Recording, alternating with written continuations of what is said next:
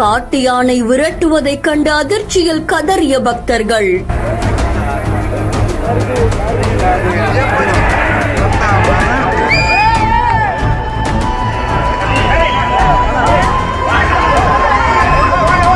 வெள்ளையங்கிரி அடிவாரத்தில் நடந்த பரபரப்பு சம்பவம்.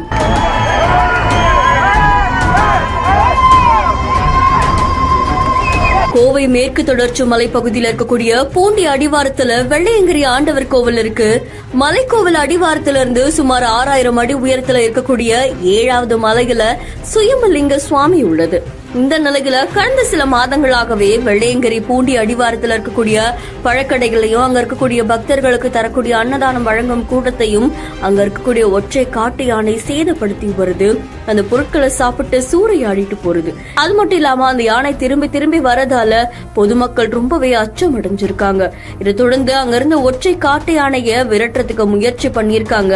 இந்த நிலையில அங்க இருக்கக்கூடிய யானையை விரட்டுறதுக்கு வனத்துறை ஊழியர்கள் முயற்சி பண்ணிட்டு இருக்கும் போது அந்த யானை திரும்பி அவங்கள விரட்டி இருக்கு. இந்த காட்சிகள் சமூக வலைதளங்கள்ல பரபரப்பை ஏற்படுத்தி இருக்கு.